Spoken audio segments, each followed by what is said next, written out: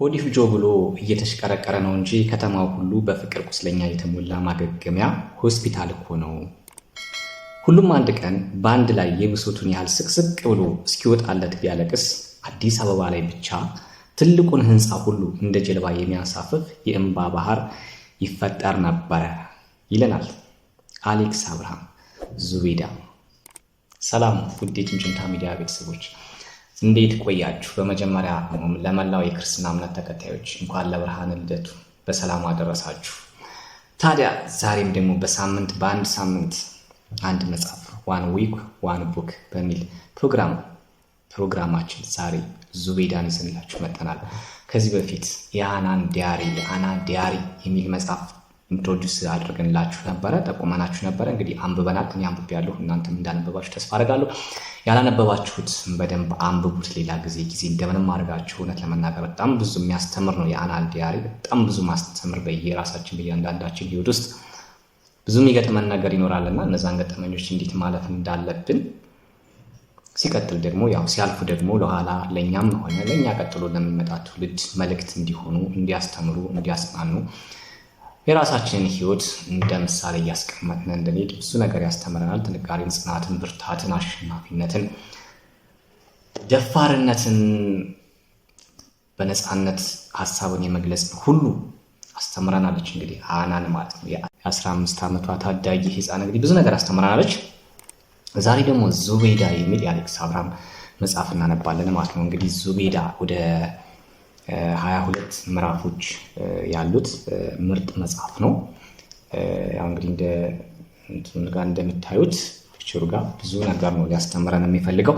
እንግዲህ እኛ አሪፍ ምዕራፎች አሉት፣ ደስ የሚሉ ጽሑፎች አሉት፣ ጥሩ ሀሳቦች አሉት። እነዛን ስናነብ እንግዲህ በየራሳችን አቅም በምንረዳው መጠን በአተረጓጎማችን ነገሮችን ባለን የመረዳት ደረጃ ያህል የሚሰጠን እውቀት አለ፣ ሊነግረን የሚፈልገው መልእክት አለ፣ ሊያስተምረን የሚፈልገው ነገር አለና ያንን እንማራለን። ያ ደግሞ ህይወታችን ውስጥ ቼንጅ ያደርጋል፣ ጫና ይፈጥራል፣ ተጽዕኖ ይፈጥራል። ነገሮችን ቆም ብለን እንድናይ የሆኑ ጥያቄዎችን ህይወታችን ውስጥ ያሉ ጥያቄዎችን ይመልሱልናል፣ መፍትሄ ይጠቁሙናል ማለት ነው። ማንበብ ሙሉ ሰው ያደርጋል ይላል እንግዲህ የሀገሬ ሰው ማለት ነው። ሰላማውንም በድጋሚ እንዴት ቆያችሁ?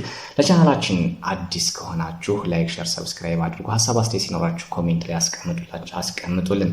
ጭምጭምታ ሚዲያ ጭምጭምታ መጽሐፍ ዋን ዊክ ዋን ቡክ በአንድ ሳምንት አንድ መጽሐፍ እናነባለን። ማንበብ ሙሉ ሰው ያደርጋል ይላል የኛ ሀገር ሰው።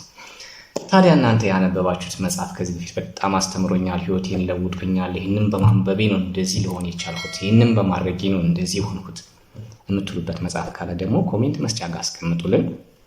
ወደ ሚዲያ አምጥተን አብረን የምናነበው ይሆናል ማለት ነው። እውነት ለመናገር ብዙ ጊዜ ብዙ ሰዎች ኢንተርቪው ላይ ሲናገሩ፣ መጽሐፍ ላይ ሲጽፉ ምናምን በጣም ተጽዕኖ ፈጣሪ የምንላቸው ሰዎች በእኛ ሀገር ውስጥም ይሁን ከሀገር ውጭ ብዙ ሰዎች ታላላቅ ናቸው የምንላቸው ሰዎች ይህንን መጽሐፍ ሳነብ እንደዚህ ሁኛለሁ፣ ይህንን መጽሐፍ ካነበሁ በኋላ በቃ ልክ ይህን ነገሬ ተለውጧል እያሉ ሲያወሩ እንሰማለን። እና እኛም ደግሞ እንግዲህ ባነበብነ ቁጥር ብዙ ነገራችን ያድጋል፣ ይለወጣል፣ አእምሯችን ያድጋል። በነገራችን ላይ አእምሮ በራሱ ካላነበብንበት በየቀኑ ካላስተማር ነው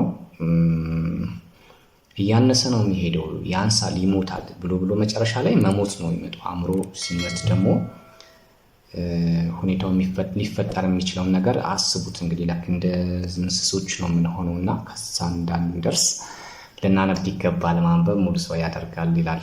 ታዲያ ዙቤዳ ወደ 22 ምዕራፎች አሉት እንደነገርኳችሁ። እኔ አንድ አጠር ያለች ምዕራፍ ዛሬ ታረክላችኋለሁ። ሌሎችም ልክ እንደዛው በጣም ደስ የሚሉ የምንወዳቸው እያንዳንዱ ቃላቶች ብዙ ነገር የሚያስተምሩንና በራሳችን ህይወት ውስጥ በራሱ እኔም እኮ እንደዚህ ሁኜ ነበረ፣ እንትና እኮ እንደዚህ ነበረች እኮ ልክ እንደሱ እኮ ነው እያልን የምናነበው አንዳንዴ የሚያሳዝነን፣ አንዳንዴ የሚያስደስተን፣ አንዳንዴ ውሳኔ እንድንሰጥ የሚያደርገን፣ አንዳንዴ ደግሞ ለምን ብለን እንድንጸጸት የሚያደርጉን ብዙ ሀሳቦች ያሉበት መጽሐፍ ነው። ስለዚህ ይህን ሳምንት ዙቤዳ እናነባለን። አሌክስ አብርሃም ነው ደራሲው። እንግዲህ ጭምጭምታ መጽሐፍ ጭምጭምታ ሚዲያ በአንድ ሳምንት አንድ መጽሐፍ። አሁንም በድጋሚ ለቻናላችን አዲስ ከሆናችሁ ላይክ፣ ሸር፣ ሰብስክራይብ አድርጉልን። ሀሳብ አስተያየታችሁን ኮሜንት ጋር አስቀምጡልን። ማንበብ ሙሉ ሰው ያደርጋል።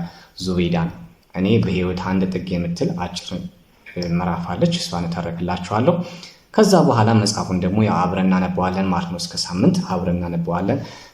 ብዙም አይደለችም፣ አጠር ያለች ትንሽ ናት መጽሐፏ። ፔጇም ያን ያህል 250 አካባቢ ፔጅ ነች። ምንም አይበዛም።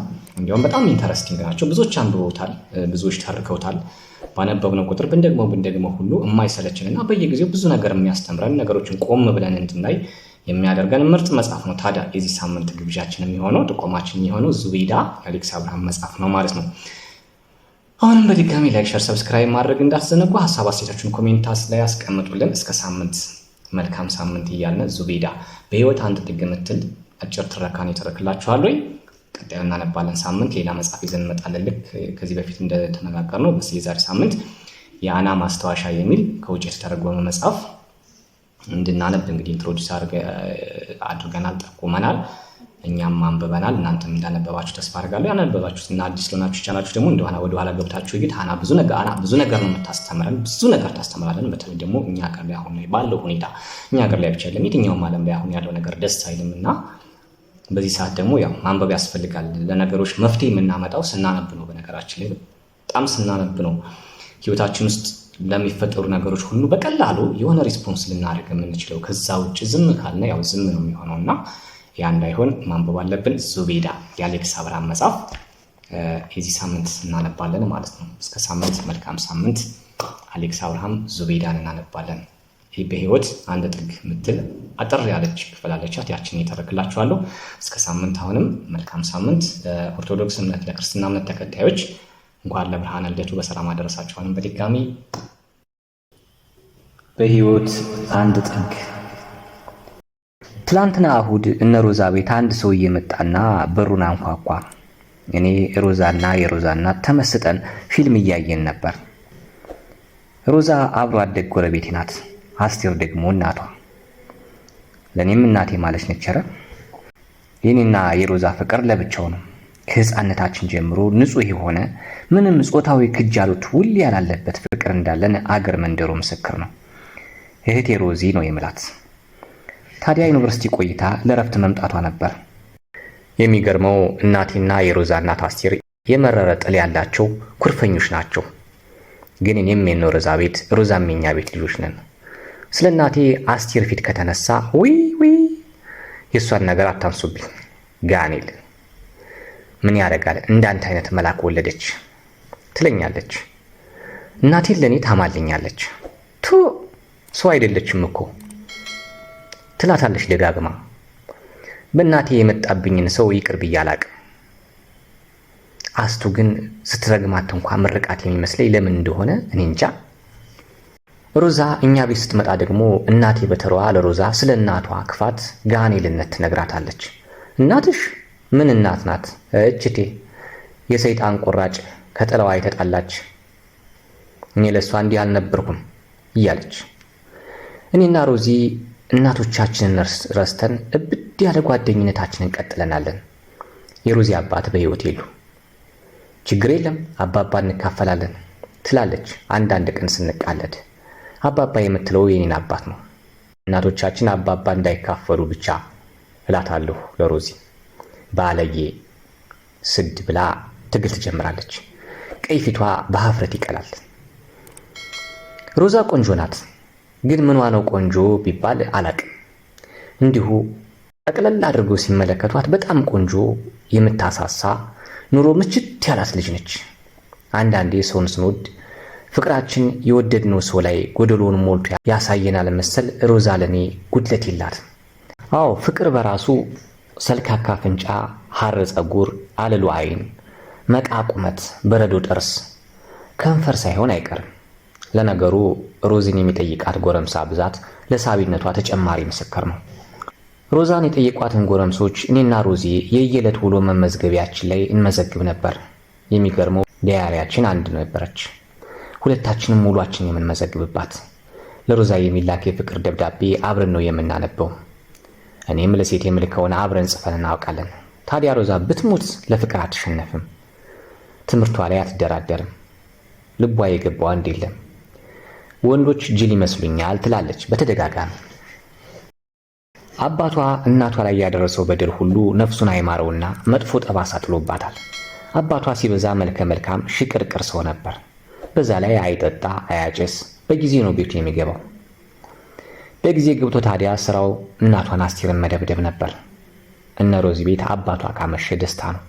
አንድ የአስቴርን ጥርሷን ሁሉ አውልቆት ወርቅ ጥርስ አስተክሎላታል። ሮዛ ልብ ውስጥ የነበረውን ወንድን የመሻት ተፈጥሯዊ ስሜት ግን ነቅሎ ባዶውን ትቶታል። አሁንም ነፍሱን አይማረውና የሚመረው እንኳ አይመስለኝም። እና ትላንትና እሑድ እነ ሮዛ ቤት አንድ ሰው እየመጣና በሩን አንኳኳ። ቡና ተፈልቶ ተመስጠን ፊልም እያየን ነበረ። እንደ አጋጣሚ ለበሩ የምቀርበው እኔ ስለነበርኩ ተነስቼ በሩን ከፈትኩ።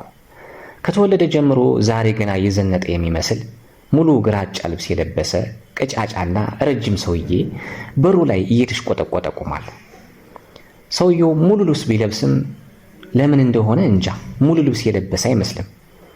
መቼም ሕይወት በሰዎች አይን ፊት ስታጎልህ እንኳን ሙሉ ልብስ ሙሉ ብርጌታ አሰልፈ ብትመጣ ግርማ ሞገስ የሚባል ነገር አይጠጋህም። ቀልል ትላለህ፣ ቀጥረ ቀላል ትሆናለህ። ሰላም አልኩት እየተሽቆጠቆጠና ዳማካሲን እንደሚያሽ እጆቹን እርስ በርስ እያፋተገ ሰላምታዬን ከወገቡ ጎብጦ መለሰልኝ። ከርዝመቱና ከእንቅስቃሴው ፍጥነት የተነሳ ለሰላምታ ከወገቡ ሲታጠፍ ከላይ ተምዘግዝጎ የመጣ የሆነ ወገቡ ላይ ተሰብሮ የሚወድቅ ባህር ዛፍ ነበር የሚመስለው። ይሄ የነ ሮዛ ቤት ነው አይደል አለና ራሱን መልሱን መለሰው። አዎ ነው አውቋለሁ። አነጋገሩ የሚርበተበትና ካፉ የሚወጡት ቃላት በጠባብ በር እንደሚወጣ ብዙ ሕዝብ የሚገፋፉና የሚተሻሹ ይመስላሉ። ዝም ብዬ ስመለከተው የሮዛ እናት ይኖራሉ ወይም አባቷ አለና መልሶ ለራሱ አውቃለሁ አባቷ እንኳ በሕይወት የሉም፣ ግን እናቷ ተርበተበተ። እናቷ አለች አልኩት። ልግባ ሲል ገነት በር ላይ የቆምኩ መልአክ የሆንኩ እስኪመስለኝ ወደ ቤቱ ውስጥ በጉጉት አይኖቹን ልኮ ለማየት እየሞከረ ለመነኝ። ግባ ብዬ በሩን ለቀቁለት። ገባ። አረማምዱ የሆነ የሚጮህ አይነት ነው። የሚራመድ ሳይሆን በአንድ እግሩ ብቻ የሚዘል አይነት ላይታች ያረገርጋል። እድሜው 35 ቢሆን ነው።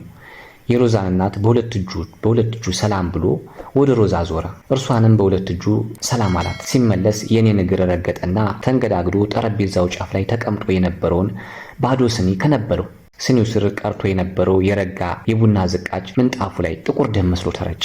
ይህ ሰው መርዶ ነው እንዴ ይዞ የመጣው? ምን ያደናብረዋል? ካስቶ ፊት ለፊት ተቀመጠ። ሁላችንም ምን እንደሚል ለመስማት አይን አይኑን እናየው ጀመር። ሰላም ነው ታዲያ እትዬ አስቴር አለ። እግዚአብሔር ይመስገን ደህና ነኝ። ፊቷ ላይ የት ይሆን የማውቀው የሚል ግርታ ይታያል። በፈገግታ ልትሸፍነው ብትሞክርም አልተሳካላት። ልጆች ሰላም ናቸው? ማለቴ ልጆት? አዎ አንድ ልጅ ብቻ ነው ያለችው አለን። ወደ ሮዛ አየት አድርጎ መልሶ እየተሽቆጠቆጠ ወደሚያፍተለትለው መዳፏ ቀረቀረ። ላቡ ቅንድቡ ላይ ችፍ ብሎ በግልጽ ይታያል። ሲጨንቅ ደግሞ ያጠናውን ነበር የሚናገረው፣ ያስታውቃል። ላቡን በመዳፉ አንድ የሞዠቀውና መዳፉን አየት አድርጎ በኮቱ እጅጌ እንደገና ግንባሩን ጠረገው። ደህና ናት አለች አስቶ። እናም ኮስተር ብላ አየችኝ። ትከሻዬን በቀስታ ወደ ላይ ሰበቅኩት። ያየችኝ ማን ነው ማለቷ ሲሆን እኔም በትከሻዬ መልስ እኔ እንጃ አልኳት። ለትንሽ ደቂቃ እንግዳው አቀርቅሮ እኛም እንግዳው ላይ አፍጠን እንደቆየን እንግዳው ተናገረ። አንተ አብርሃም ነህ፣ እዚህ ጎረቤት ያለው ልጅ አይደለህም እንዴ አለኝ። አዎ ያው ለሮዛ ወንድሟ ማለት ነህ፣ ማዘርም ጋር ትቀራረባለህ፣ ያው ልጃቸው ማለት እኮ ነህ። አዎ ያው ልጅ ማለት ነው አለችው አስቱ። ጥሩ ያው የቤተሰብ ጉዳይ ስለምንዋራ ላረጋግጥ ብዬ ነው አለ ወደ አስቱ በፈገግታ እየተመለከተ። ፈገግታው ይጨንቃል። ከንፈሮቹ ወይ በደንብ አይከፈቱ ወይ አይገጥሙ፣ እንዲያው ሄድ መለስ እያሉ ይንቀጠቀጣሉ። በማጭድ የተጋጠ የሚመስል ፂሙ ቅሪቱን አጥንታም ጉንጭ ላይ ዘርቶ በሽተኛ አስመስሎታል። ጥላሸት የዘራበት አጥንታም ጉንጭ ደግሞ እኮ ሲያደርጉ አይቶ ቅርጽ። አፉ በፂሙ ተከቦ ሲታይ በኮሸሽላ ዙሪያውን የታጠረ የደረቀ የውሃ ጉድጓድ ይመስላል። ወቸ ጉድ! ምን ሊል ይሆን? ጭንቀት ገደለኝ። የመጣሁት ሌላ የሚመጣልኝ ሰው ስለሌለ ነው፣ ላቀው እባላለሁ አለና ድንገት ቆሞ አስቱን እጇን ጨበጣት። እኔና ሮዚን ግን ረሳን። ያው የመጣሁት መጥቼ መናገር ስላለብኝና ስልኩ ጮኸ። ልክ እንዳይጥ ነበር ሲው እያለች ጮኸችው። ገና ሲያወጣት ስልኳ ቀላል መሆኗን አውቄያታለሁ። እጁን እስከ ክንዱ ሱሪው ኪስ ውስጥ ከተተና ዙሪያዋን በፕላስተር መቀነት የተተበተበች ቀይ ስልክ አወጣ። ይሄው እንዳልኳት ናት፣ ካልኳትም ትብሳለች። ስልኳን ከኪሱ ሲያወጣ ጮኸታ ተቋረጠ። የሆነ ነገሯ ኪሷ ውስጥ ስለቀረ እንደገና ኪሱን ፈትሾ ክዳኗንና ባትሪዋን አወጣ። ተበታትና ነበር የወጣችው። በጥንቃቄ ገጠመና ኩቱ ኪስ ውስጥ አስቀምጦ ወሬውን ቀጠለ። እና የመጣሁት መጥቼ እርስዎን ለማግኘት ነበር፣ ያው አግኝቼዎታለሁ ብሎ ፈገግ አለ። አስቱን እንዳገኛት ለራሱ አላመንም መሰል። አዎ አግኝተኸኛል። የት ነው ግን የመጣኸው? እንዲሁ ዘነጋውህ መሰል አላወቅሁህም አለች በጨዋነት። አይ አልዘነጉኝም፣ ድሮም አያውቁኝም እኮ አለ። አረ እንደዛ ነው? ታዲያ እኔ እንዴት አወቅኸኝ? አላወቅሁትም፣ ያው ልተዋወቀውት ነው የመጣሁት። እልህን ነበር ያስጨረሰኝ። እጭ ወደዚያ ማን እንደሆነ ተናገር ማለት አምሮኝ ነበር። እግዜር ይለት መንዛዛቱን ቀጠለው። ሰው እኮ ደፍሮ ካልተዋወቀ መቼስ። ልክ ነው አለች አስቱ እንዲናገር ለማደፋፈር እንጂ ያላለቀ አረፍተ ነገር መቼም ቢሆን ልክ ሆኖ አያውቅም። የመጣሁት ለዚህ ነው። እኔም ለምን አለች አስቱ ገርሟት። ያው ለመተዋወቅና ከተዋወቅንም በኋላ አንዳንድ ቤተሰባዊ ጉዳዮችን ለመነጋገር። ይኸው ተዋወቅን። እስቲ የመጣህበትን ንገረኝ። አስቱ ትንሽ ኮስተር አለች መሰለኝ። የመጣሁት ያው ሮዛን ማለቴ ልጅዎትን ሮዛን ላገባት ስለፈለጉ እርስዎ እንዲፈቅዱልኝ ነው። እባክዎትን እማማ አስቴር ብሎ ተንደርድሮ አስቴር እግር ስር ተደፋ። ቀስ ብዬ ወደ ሮዛ አዞርኩ። ሶፋ ላይ ሳይሆን ኤሌክትሪክ ወንበር ላይ እንዳስቀመጡት የሞት ፍርደኛ ደርቃ ቀርታለች። ሙልት ያሉ ቀይ ጉንጮቹ አገርጥተው አይኗ ባዶ ጠርሙስ መስሏል። አረ ተነስ የኔ ልጅ አለች አስቱ ምኑም እንዳልጣማት ታስታውቃለች። ልጁ ተነስቶ ቆመና እሻሉኝ ማዘር ሲል በጉጉት ጠየቀ። አክብረይ ስለመጣ ተባረክ፣ ግን አሁን ዘመኑ ተለውጧል። ማነህ ላቀው አለ። ራሳችሁ ተነጋገሩ እዛው ብላ ሮዚን አጋፈጠቻት። ሮዚ በርግጋ ተነሳች። ከዛ ምን አይነቱ ነው ብላ ወደ ጓዳ ገባች። አስቱ ግራ ተጋብታ እንዲህ አለችው፣ እንደው ወጉም ባህሉም እንዲህ አልነበረም። ቢጠፋ ያንተ ቢጤ እንኳ አንድ ሁለት ሰው ይላካል። ሰተት ብሎ ነውር እኮ ነው። አስቤ ነበረ አለ አንገቱን ደፍቶ። ግን ሰው አጣሁ፣ ዘመድም የለኝም እና ደግሞ የምነግራቸው ሰዎች ሁሉ ለራስ ሳትሆን ሚስት ጠግበሳት በላ ሌላ ዳ መጨመር እያሉ አሸማቀቁ። አስቤ ነበር ሰው የለኝም እንጂማ አስቤ ነበር። ሮዛን ስለወደድኳት ነው። እንደው እሺ ቢሉኝም ቀጥሎ ምን አባቴ ያደርግ እንደነበረ እንጃ። ራሴ እሷን በማሰብ ከሚፈደንዳ እንዲሁ ነገሩን አፈንድቸው ይለይለት ብዬ ነው። ሮዛን ወዳታለሁ። ሮዛ ቀይ ቆንጆ ልጅ ናት። ሰው ለራሱ ሽማግሌ ቢሆን አልኩ። ትክክለኛው ሽማግሌ እኔ ነኝ። የሮዛን ፍቅር ምን ያህል እንዳለንኩት የሚያውቅ ሽማግሌ ማን አለ? በማረባት የፈራረሰች ቤት ብርሃን የዘራችሁ ማናት? ሮዛ ናት። ሮዛ የእርስዎ ልጅ። ማንም እንደ ሰው በማያየኝ ሀገር እንደ ጥራጊ በተጣልኩበት መንደር ሰው መሆኔን ለልቤ የነገረው የሮዛ ፍቅር ነው። ሮዛ የእርስዎ ልጅ። ወደ በሩ መንገድ ጀመረ። አነጋገሩ ተረጋግቶ ነበር። ፍርሃቱ ሁሉ ጠፍቶ መቼስ የፈጣሪ ትልቅነት ይህንን ፍቅር ሰው እንኳ ቀና ብዬ የማላይ ትንሽ ሰው ላይ ጥሎት ሰው ፊት አቆመኝ። እንደ ሰው ልሁን ብዬ እንጂ እሱስ እሺ ቢሉኝም ሮዛን የት እንደምወስዳት እንጃ። ሮዛ እኮ 4 ዓመት ከልጅነቷ ጀምሮ 12ኛ ክፍል እስክትሆን ዩኒቨርሲቲ ስትገባ ስወዳት ከረምኩ። አልተማርኩም። እንዲሁ የእግዚአብሔር ነገር እኔ ላይ ይህን ፍቅር ቢጥለው እኔው ሽማግሌ ሆንኩ። ሆድህን ሳትሞላ ይላሉ። ፍቅር ከሆድ በተረፈ ነገር ይመጣ ይመስል ይኸው ሆድህ አልሞላም ብሎ መችቶኝ ለራስ ሳትሆን ይላሉ። ምንድነው እኔ ማለት? ለራስ ከሆኑ በኋላ በተረፈው ይፈቀራል እንዴ? ራስን ጥሎ እንጂ ለሌላው መኖር። ሮዛ የእርስዎን ልጅ ወድጄ ስንት ዓመት ሙሉ ዘመድ የለኝም። ሮዛን እያሰብሁ እሺ እልፍ ሁኜ ኖርኩ። ማንም አይደለሁም። ለራስ ሲቆርሱ አያሳንሱም ቢባል እንጂ ቅሉ ለራሴ አብዝቼም አሳንሽ የሚቆርሰው የሌለኝ ኑሮ ቆራሶ እያደረሰኝ ከንቱ ነኝ። ሮዛ ያንቱ ልጅ ግን በህይወቴ ውስጥ ትልቋ ቆራሽ ትልቅ ድርሻ የነበረች ሮዛ ያንቱ ልጅ። ሳያት እኮ ልቤ ውስጥ ገነት ይፈጠራል። ፍቅሯ እንደ ጊዜር የገነቱ አስተዳዳሪ መንገዱ ምንድነው የሚነጥፍበት? ሮዛ ስታልፍ ቢጫ ይሆናል። ሮዛ ስትስቅ በደስታ አለቅሳለሁ። እጆቿ እንደ ሩቅ ሀገር ህልም ናቸው። እግሮቿ ደህና ዋልሽ አልኳት አንድ ቀን። አየት አድርጋይ በዝምታ አለፈች። አየችኝ። አይኖቿ አዩኝ። ቢያንስ የምታይ ሰው ነኝ። በክፉም ይሁን በደግ መታየት መኖርን የሚገልጸው። ሮዛ አየችኝ። አይኖቿ ካለመኖር ፈወሱኝ። ይሄው አለሁ አለና በሐሴት ፈገግ አለ። ከንፈሮቹ አልተንቀጠቀጡ፣ በነፃነት ፈገገ። ከተቀመጠበት ተነሳና ከቤት ወጣ። ሲወጣ የበሩ ጎበና አናቱን ገጨው። ደህና ዋሉም አላለ። ተከትዬ ወጣሁና በሩ ላይ ቆሜ በግርም ታየሁት። የማይሰማ ነገር እያነበነበ በጣም የሰፋው ሱሪው፣ እጅግ በጣም የሰፋበት ኮቱ እየተርገበገቡ እየተውለበለቡ ሆዴ ባሰው ሀገር ባንዲራ መስለው ወደ ታች ወረደ እየተጣደፈ። ከሩቅ ሲያየው አሳዘነኝ። ከዛ በኋላ እስከ ማታ እኔም ሮዛም አስቱም ስለዚህ ጉዳይ አንዲትም ነገር ትንፍሽ አላልንም። በየፊናችን እያሰብነው እንደነበረ ግን አያጠያይቅም። ማታ ወደ ቤት ሲሄድ ሮዚ ሸኘችኝ። እንደ ሁል ጊዜው እኛ በር ግቢ ላይ ቆመን ከላይ ጨረቃ ከታች የነፍሳት ሲርሲርታና የነፋሱ ፉጨት ባየለበት ጨለማ ውስጥ ሮዛ ለስለስ ባለ ድምፅ እንዲህ አለች። አብርሽ፣ የቅድሙ ሰውዬ አሳዝነኝ። ሙሉ ቀን ሌላ ነገር ማሰብ አልቻልኩም። እኔ ስብቴ ግን እዚህ ሰፈር አይቶ ታውቃለህ እንዴ? እኔ እንጃ አላስታወስኩም። ዝም። ዛፎቹ ይንኮሻኮሻሉ። ነፍሳት ሲር ሲር ጽው ጽው ይላሉ። ጨረቃ እንደ ትልቅ የቅቤ እንክብክብ ወዛም ብርሃኗ በእኛ ላይ እየቀለጠ ፍስስ ይላል፣ የጨለማ ድርቀቱን እያረሰረሰ። ቁመቱ ደግሞ ሲያምር አለች ሮዛ ለስለስ ባለ እንደ ጨረቃ በሚቀልጥ ድምፅ። ለመጀመሪያ ጊዜ ወንድ ስታደንቅ ሰማሁ።